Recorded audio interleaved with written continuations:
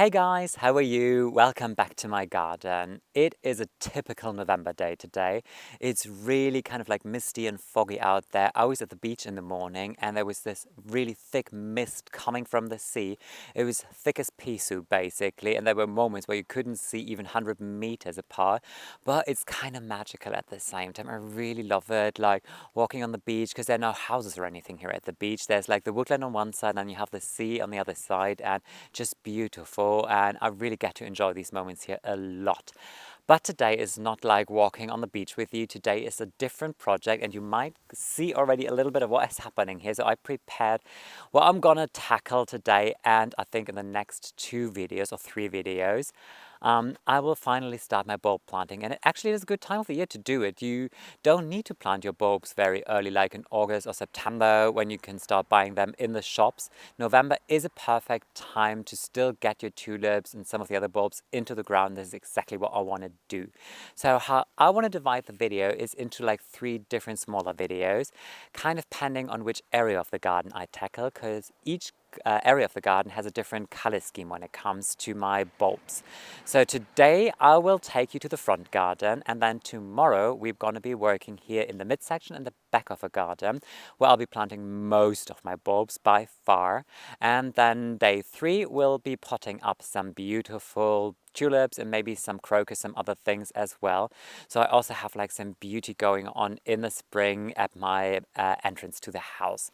So what I want to do basically first is get in here and just kind of like see what I ordered. In total, I have roughly, I think, 2,500 bulbs. So you just have an idea about how many I have. Get in here and kind of just like organize them by areas where I need it.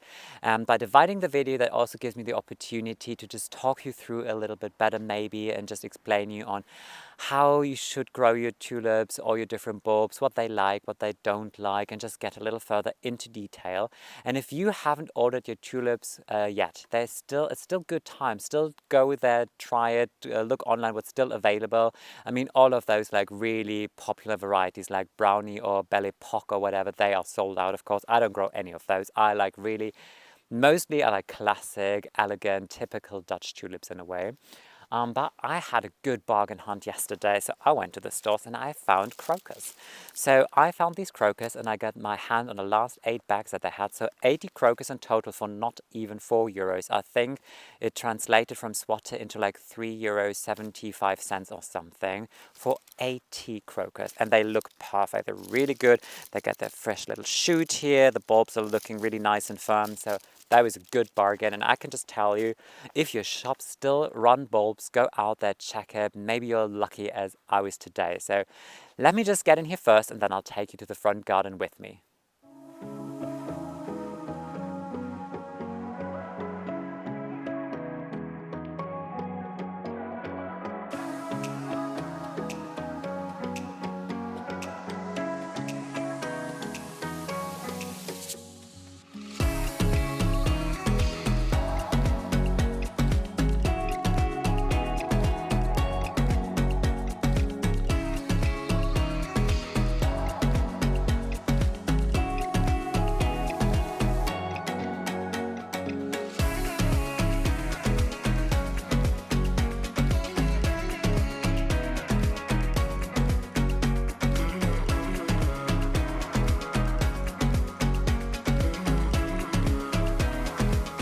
In the front garden now. I've organized all of the bulbs how I need to have them, put them in a box, have them with me, and I can tell you here it's still kind of like moderate. Tomorrow big business is going to start, because really most of the tulips and most of the bulbs are for the midsection and the back of the garden. But I just want to walk you through quickly the things that I have. One quick word is like we're in the front garden, so the street is just behind me, which means that there might be the sound of cars every now and then. I'm really sorry for that, but this is unfortunately how it is. And even though you're just allowed to drive 50 kilometers an hour here, most people just drive a little bit faster, so it might be a little noisy. So the first thing I'm going to plant here are tulips. And when you order tulips online, which I did, they normally come in kind of like bags like these, and they don't have a photo of the variety, and I know what it looks like. But what I want to do is, at the end of the video, I'm just going to do an overview of all of the bulbs that I put here in the front garden and also for the other videos. Always by the end of the video, you're going to see like a photo with a variety name on it, so you know what I'm actually planting here. And if you can't wait at all, want to see it again, just go on my Instagram. I'm called Baltic Gardening as well, because most of the things that I'm planting this year I already had here last year, and you'll find photos on how it's actually looking in the setting and everything. Because today I plant the bulb and then it just says bye-bye into the ground, and I'm not going to see it for a couple of months. So I think from now it's going to be probably like 5 or 6 months up until I see the flower even, which is, I love doing it, but in a way it's also kind of like one of those projects where you go like, normally when you plant something you have an immediate impact and you see like, ooh, beauty, and here you say like, bye, you're not going to see it for a while. So anyways, first thing, and most of what I'm going to plant in here are tulips. This is a variety called Twilight Princess, and Twilight Princess is a whitish tulip with some kind of like green stripes running through it. Kind of delicate, it doesn't grow too tall, but I kind of think it mixes and mingles in very well in this area here basically. All the bulbs that I'm planting here are white, whitish, or blue, bluish, purplish kind of, because this is the color concept for the front garden. The front garden is composed of tones of like violet, purple, mixed with chartreuse, kind of like sulfur yellow, and then hints of white. And most of the white comes from white phlox, which is a variety called David, and all of my bulbs that I put in here. So this is the first one. This is a variety called Twilight Princess. This is my tulip. Then I plant white daffodils, not daffodils, white hyacinth. And I just buy, like for white hyacinth, I basically just check on what is available, because for me, white is white in a way. And I just found them in the stores and there was a good price on them. So I think here were like €7 for 10, where I was like, this is for me a good value. So I bought just a couple bags of those so I can sprinkle them in fairly well in here. Then I have something that I was actually longing to do here for a while, because there was the first bulb I ever planted here with spring iris, and they come very early in the year. So when everything is still kind of like dormant and grey and dark and not looking so nice, these bulbs come up very early and beautiful, kind of like a dark purple color. Absolutely love them. So I got, I think, 2 or 3 bags of them. I think I got 300 of those in total. And I kind of started with drifts at the front of the border, but since they come at a time of the year when everything else is stripped back and the entire bed is kind of like barren, I want to put like, try to get in here now, and also plant some drifts like in the midsection, or even at the back. So I have these drifts of purple running through like little streams almost throughout the entire border. I think that'd be very beautiful. One of my favorite. I love iris in general, like bearded iris, all kind of iris, but also the spring iris, I think, is one of those that are a little underestimated sometimes, because they are very easy to grow. They come back every single year. They naturalize. Not fuzzy, at least here, not fuzzy at all, and they come so early, really beautiful. And then one last thing, I just have 2 bags, because this is one thing that I just always, each year I just plant up a few more and a few more, because they tend to naturalize in beautiful clumps. So this is like snowdrops or galanthus, so not a lot of them. I have like 30 in total, so I think I just make like 2, yeah, like 15, just like 2 patches somewhere and let them naturalize over the years. But this is something that I just like stock up every single year. Then in terms of tools, what I have on how I plant tulips today, how I generally plant tulips. I'm going to show you different techniques on how to plant tulips. Tomorrow I'm going to show you something different, but I generally grow or plant tulips using this tool here, which is quite simple actually, because it's kind of like you just dig in there, you get your soil up, you just kind of like turn it around a little bit, and the soil is not really loose. It's like at this time of the year, it's kind of like kind of wettish in a way, not like super wet. I mean, it's not like a puddle or damp or anything, but you can just really lift it up easily. It's not going to fall out or crumble out. So this tool is really easy. And then if you want to get it back out, you have this little lever here. So you can just pull it up and then it opens at the bottom and your soil just falls back into your planting hole after you put your tulip in there. So I really love this thing. This is super easy, and it goes up to 15 centimeters in depth, which is normally for me really all right for tulips. I always use it and I always have good success with my tulips basically. So what I want to do first is just talk you through the process of on how planting most of the bulbs basically, and how to grow tulips in particular, because those are the ones that I'm growing here. So, ooh, if I just open my bag with a flourish, apparently they all shoot out, but typical. But let me find a good tulip. Okay, so this is how your bulbs are looking basically. Just come a little closer, you really get to see they have like these like raindrop shape almost. So they have like the flat side here, and then they're really pointy at the top. And this is also a good indicator on how you put your tulip bulb into the ground. Because the flat side, this is the base of the bulb, and this is where all the roots basically will come out.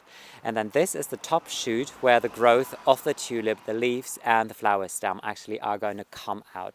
So this is how it goes into the soil. And for, I would say, 99% of the bulbs that I know that look like this is how it works.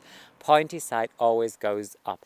There is ranuncular or anemone. I'm not 100% sure which one of those. They both look a little funny in terms of how the bulbs are looking. I think it's ranuncular, where it's actually the other way around, where the pointy side goes down. But other than that, I think all of the other bulbs that at least I'm aware of, it always works like that. If you are really unsure and you have no idea on what to do, the worst thing you can do is put it in upside down. Because then what happens, a root kind of starts forming, and this tulip kind of tries to grow from here all the way around, curves up. It doesn't work. It really, that is not good. So, but what you can do, if you're really uncertain, have no idea on what to do, just put it on the side. Because then the roots can still kind of like come out and root down, and the flower stem can still kind of like come up from a side and just shoot up basically. So this would work in theory. It's not ideal, of course. This is always the best way of doing it, pointy side up. But if you're really, really uncertain or unsure, just put it on the side, and then it's going to work as well. This is definitely going to be better than doing it like the wrong side, upside down is the worst you could possibly do. So what I do now is I'm just going to go grab my phone, get you a little closer here, and show you how I'm going to plant it. When you plant tulips and you want to have a natural look, there is a method. This is quite easy actually. What you can do is like you just take your tulips in your hand, kind of like a handful. You just throw them in the air. I'm just doing it now for the show effect.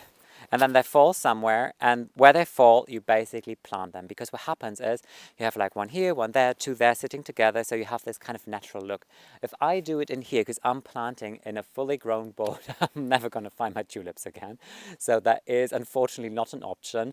So I kind of try to mimic that look. I'm kind of just like winging it, kind of like one here, and then two closer to another, and then another one there. So I try to fake the look a little bit. But this is in theory on how you should actually do it to get like a natural look on your tulips. One more word maybe about tulips, just the last thing. There are varieties that tend to naturalize, and I know that every kind of like Darwin hybrid, if you get your hands on Darwin hybrid tulips, those are the ones that tend to naturalize fairly well. A lot of the other ones kind of fade out, unfortunately.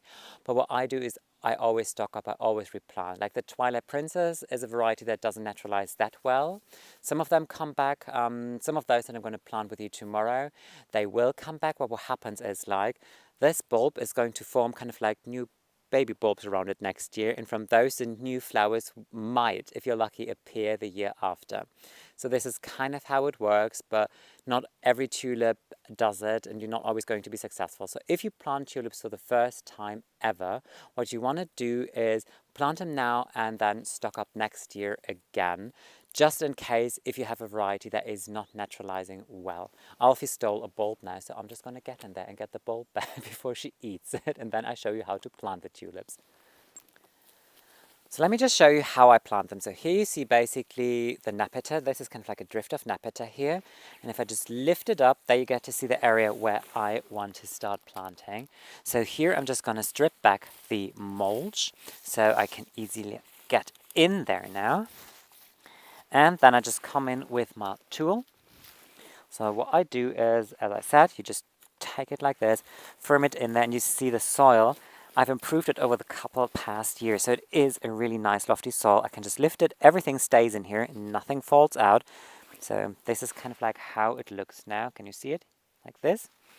And then what I do is I just come in now with my tulip bulb. So here's my bulb, pointy side up and into the hole. And then what I do is I just take this thing and just lift the little lever, and soil falls back in. And this is all I do basically. I just work my way through just like that throughout the entire area now. And when you're routined with that, it is actually a quite fast and easy way on how to do it. And I try to make sure, so here I have like a little clump of 3 maybe. But always try to make sure that you kind of like sprinkle them a little bit so that they're not like soldiers in a line in the end. You really want to have an as natural look as possible. And I need to look after Alfie because she is literally checking the tulips now and wants to eat them. I can't believe that. She just had her food. And then the mulch goes back over the area. And what I'm going to do now is really just like work my way through all the tulips, speed up the video, and then you get to see how I plant all of my tulips.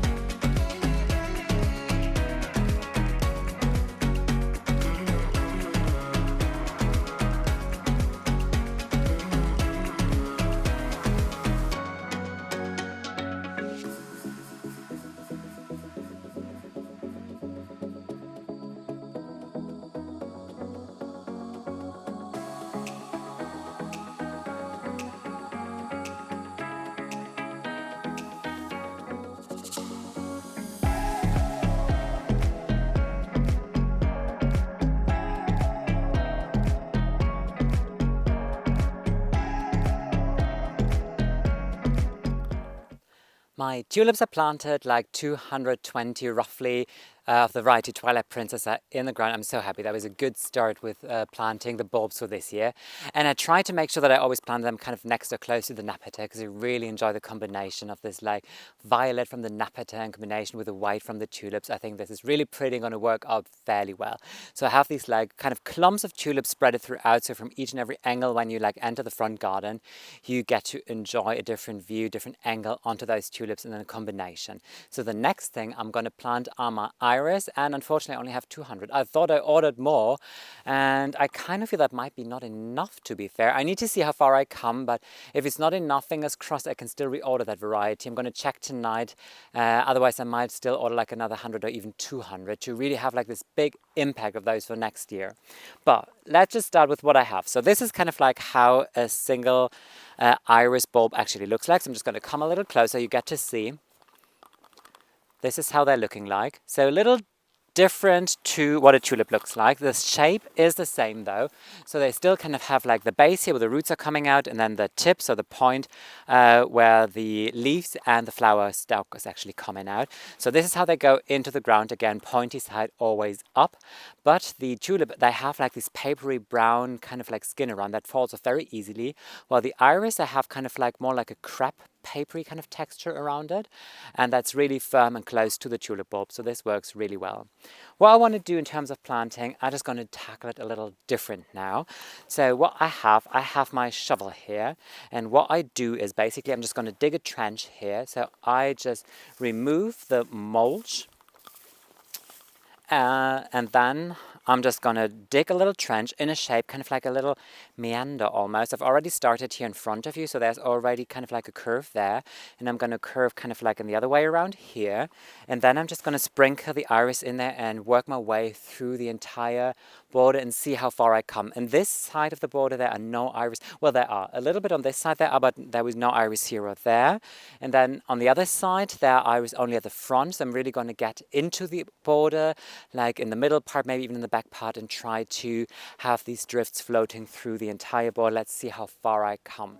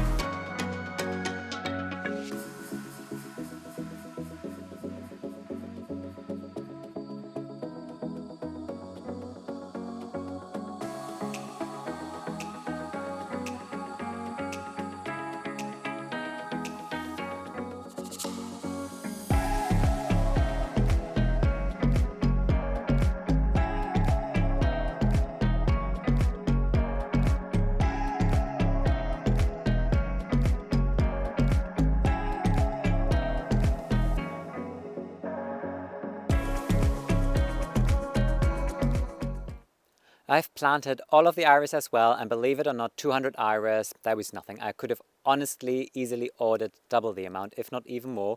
So I'm gonna check if I get my hand on some of those tonight, fingers crossed, because I really want to have this big impact of these blue drifts next spring to come. But still, I'm happy. Still happy that there's going to be more, and I think it's going to look really, really nice.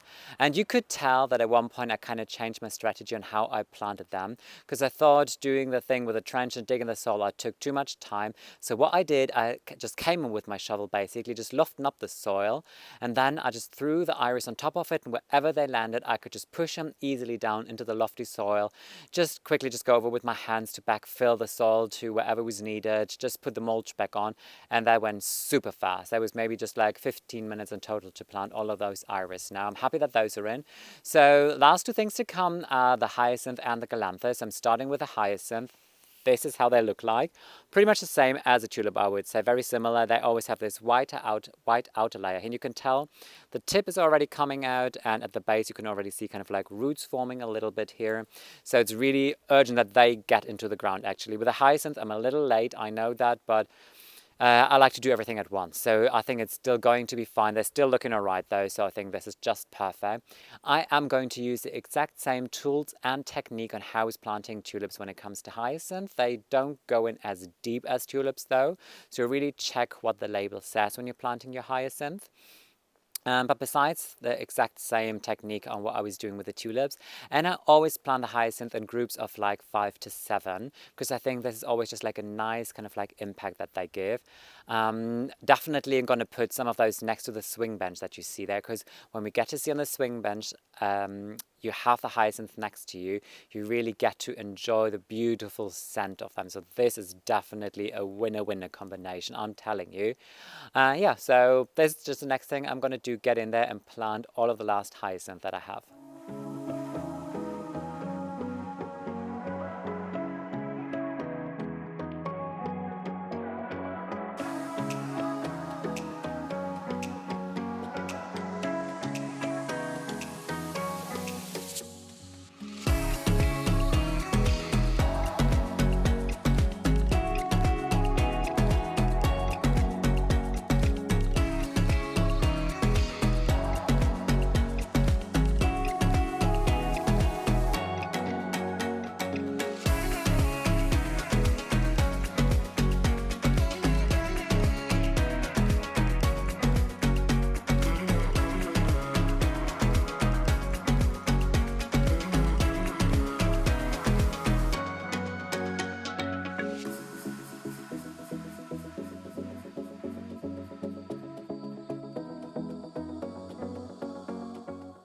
You guys, that was it for today's video. All of the bulbs are in the ground. I'm really, really happy and excited because I can't wait for next spring to come and see how everything is going to turn out. I really amped up my game in the front garden this year. I was always planting kind of that amount of tulips, maybe a little less to what I planted this year, but I really introduced a lot more of the iris to the front garden and also hyacinth, so I think it's going to be really beneficial. And tomorrow I'm gonna go to the mid part of the garden, the back part of the garden, and there it's going to be like mental. I have so many tulip bulbs to plant. I'm not even sure if I can manage everything in one day. I need to see. Maybe this is going to be a 2-day project because I'm doing it alone. But you can see also that the colors for that area will change. The color palette will be different and also kind of different tulips in a way. So I'm really excited and happy about that. And as you can see, I'm sitting again on one of my benches in the garden to say bye to you. So today I'm sitting on my swing bench actually in the front garden, and there's like this trellis on both sides, which I haven't planted up really. So I'm kind of thinking for next year, this might be a nice project of finally tackling that and planting something next to the trellis. I was kind of thinking maybe using a rambler rose. Next to the garage, I have on both sides a rambler rose, which is called Guirlande d'Amour. That is really beautiful because it's not so overpowering. That is a rose that's kind of like tame for a rambler at least. It grows, I think like by the label 2 to 3 meters. Yeah, it's definitely 3 meters. It's very happy here, but it's still flowering at this time of the year. So it flowers very long and I just love it. A beautiful rambler. So I'm really going to show you next year basically that rambling rose if you ever consider growing one. Or maybe clematis here. A clematis might be very happy at this trellis because thinking of it, it's kind of like shady at the base, which a clematis likes, but then at the top it's really sunny. Kind of like the woodland condition that clematis really enjoy. So maybe that might be a good idea as well. I need to figure out something is going to happen next year. But anyways, tomorrow tulips, more spring bulbs, all of the bouncy glory things that I can put in the soil is going to happen tomorrow. I hope you're excited, and I'm going to see you tomorrow in my garden again. Until then, take care. Bye.